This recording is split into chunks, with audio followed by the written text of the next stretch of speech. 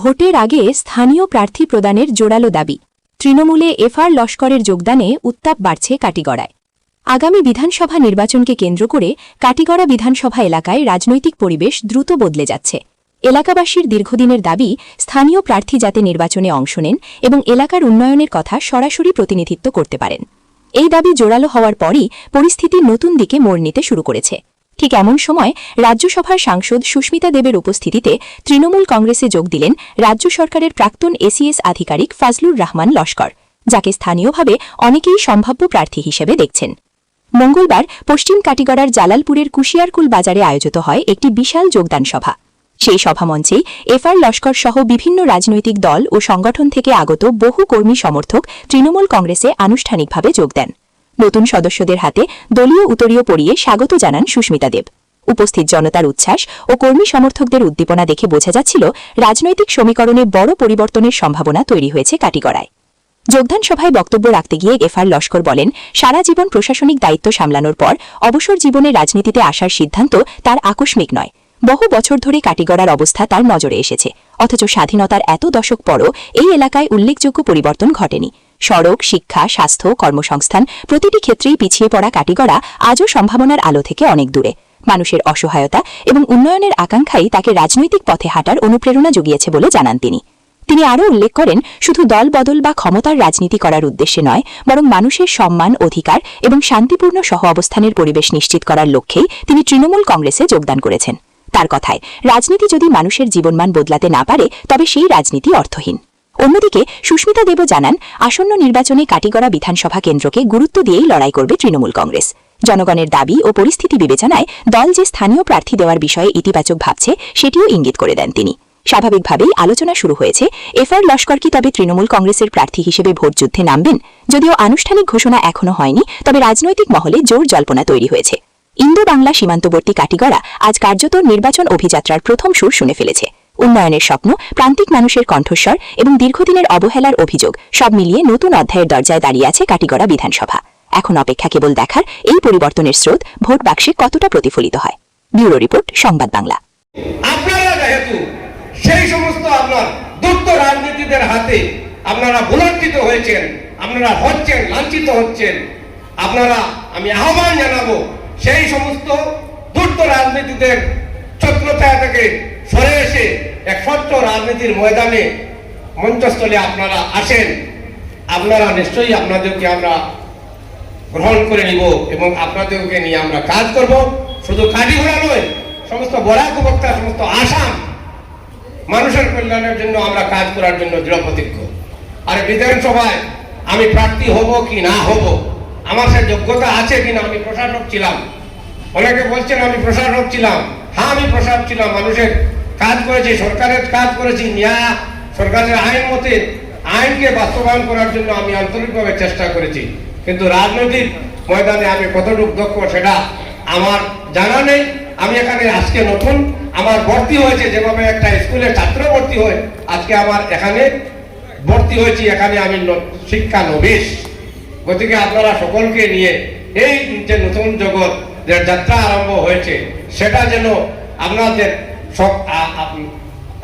Successful হয়, সফল হয় এবং মানুষকে আমরা এক করে সমস্ত কাটিগড়ার মধ্যে যে বিভেদের রাজনীতি, সাম্প্রদায়িক যে রাজনীতি, মানুষে মানুষে যে সম্পর্কের মধ্যে যে ছেদ জড়িয়ে আপনার কিছু মানুষের স্বার্থ সিদ্ধি করার যে রাজনীতি, সেটাকে আমরা উপড়ে ফেলে আমরা অগ্রসর হতে হবে। আপনারা চিন্তা করে দেখবেন যে এই সমস্ত দেশের মধ্যে একজন নেত্রী আছে যাকে বিজেপি এখনো পরাস্ত করতে পারেনি। নাকি ইউপিতে অখিলেশ ভাইয়া উনি জিততে পারেননি, তেজস্বী যাদব জিততে পারেননি। আমরা দেখতে পেরেছি যে তামিলনাড়ুতে স্টালিন, পশ্চিমবঙ্গতে মমতা বন্দ্যোপাধ্যায় আর ঝাড়খণ্ডে হেমন্ত সোরেন। এছাড়া বিজেপিকে টক্কর দেওয়ার মতো আমি মনে করি এই দেশে যদি কোনো শক্তিশালী নেতৃত্ব থাকে সেটা হলো মমতা বন্দ্যোপাধ্যায়। আপনারা 50 বছর থেকে একটা দলকে ভোট দিচ্ছেন, কেউ 70 বছর থেকে হয়তো দিচ্ছেন, এখানে অনেক মুরব্বীরা রয়েছে। কিন্তু বিধানসভাতে ভোট দেওয়ার আগে বিচার করবেন। এরকম একজন প্রার্থী বা প্রতিনিধিকে ভোট দিবেন যাকে বিপদের সময় পাবেন। এই যে বিগত লোকসভার ইলেকশন গেল, তৃণমূল কংগ্রেস তো রাধেশ্যাম বিশ্বাসকে ক্যান্ডিডেট দিয়েছিল, আমাদের কাঠিগড়ার মানুষ ভোট দেয়নি। কাঠিগড়ার মানুষ বিজেপিকে দিয়েছে বা কংগ্রেসকে দিয়েছে। আজকে আমি জিজ্ঞেস করতে চাই, একজন এমপি বিজেপি থেকে কাঠিগড়াতে লিড নিয়েছে, আপনাদের সম্মুখে এসছে, জালালপুরে এসছে নাকি বিজেপির এমপি জিজ্ঞেস করতে যে আপনাদের কি অসুবিধা আছে? আসেনি। যারা কংগ্রেসকে ভোট দিয়েছেন, হাত চিহ্নকে ভালোবেসে ভোট দিয়েছেন, উনি হেরেছেন। কিন্তু আপনারা জানেন যে বিগত দিনে সন্তোষ মন্দেও একটা ইলেকশন হেরেছিল কংগ্রেস থেকে, আর সুস্মিতা দেবও হেরেছিল কংগ্রেস থেকে। কিন্তু হারার পরে আমরা মানুষের পাশ থেকে সরেনি। লাস্ট লোকসভা ক্যান্ডিডেট কংগ্রেস হারার পরে কোন কংগ্রেসের নেতা জালালপুরে এসে আপনাদের পাশে দাঁড়িয়েছে? নিজেকে প্রশ্ন করবেন। লাইনে দাঁড়িয়ে পুলিশ প্রশাসনের সঙ্গে টক্কর নিয়ে আজকে আপনারা পুলিশ প্রশাসনকে টক্কর দিয়ে বিজেপির সাম্প্রদায়িক শক্তি, যত বিজেপির কর্মকর্তা, বজরং দল, আরএসএস সবার সঙ্গে টক্কর দিয়ে যারা কংগ্রেসকে ভোট দিয়েছিলেন, আজকে বাড়িতে গিয়ে বিচার করবেন যে লোকসভা নির্বাচনের পরে কোন কংগ্রেস নেতা এই জালালপুর জীবিতে এসে আপনার পাশে দাঁড়িয়েছে। কিন্তু আমি এফআর লস্কর সাহেবকে বলেছি, উনি আমার কাছে এসেছেন, এসে বলেছেন যে আমি মমতা বন্দ্যোপাধ্যায়ের নেতৃত্বে তৃণমূল কংগ্রেসকে শক্তিশালী করতে চাই। উনি আমার কাছে এসে বলেননি যে আমাকে টিকিট দিবেন, আমি দাঁড়াবো হেন তেন। উনি শুধু বলেছেন তৃণমূল কংগ্রেসে দরকার রয়েছে বরাকে এবং আসামে, কারণ মানুষের কাছে কোনো বিকল্প দল নেই। ভোট দিবে তো কোথায় দেবে? ভোট দিবে তো কাকে দিবে? যখন বিপদে পড়ে কার পাশে গিয়ে দাঁড়াবে?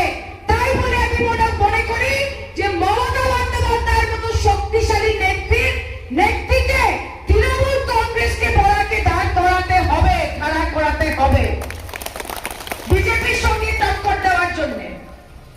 কি বলে কংগ্রেস?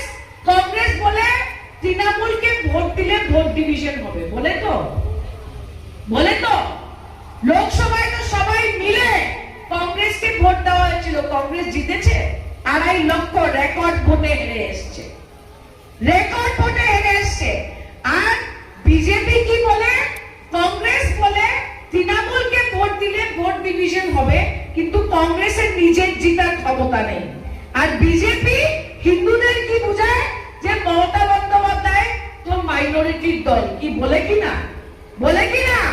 কিন্তু মমতা ব্যানার্জি সেই নেত্রী, উনি ঈদের সময় উনি প্রার্থনা করেন, দোয়া করেন। আর দীঘাতে আজকে জগন্নাথের সবচেয়ে বড় মন্দির যদি কোনো নেতা বানিয়ে থাকে, সেটা মমতা বন্দ্যোপাধ্যায় বানিয়েছে। কারণ মমতাদি সব ধর্মকে সমচোখে দেখে, মমতাদি লড়াই করতে জানে, বিজেপি জানে না তৃণমূলকে কিভাবে হারাতে হয়। এবার আমি আশাবাদী যে এফআর লস্কর সাহেব জয়েন করার পরে শুধু জালালপুরে না, কিন্তু কাঠিগড়া সমষ্টির প্রত্যেকটা গ্রামে যে আমাদের ব্লক প্রেসিডেন্টরা রয়েছে, মহিলা প্রেসিডেন্টরা রয়েছে, মন্ডলে গিয়ে বুথে গিয়ে মমতা বন্দ্যোপাধ্যায়ের বার্তা কাঠিগড়ার প্রত্যেকটা সেন্টারে নিয়ে যেতে হবে। এবং আমি আপনাদের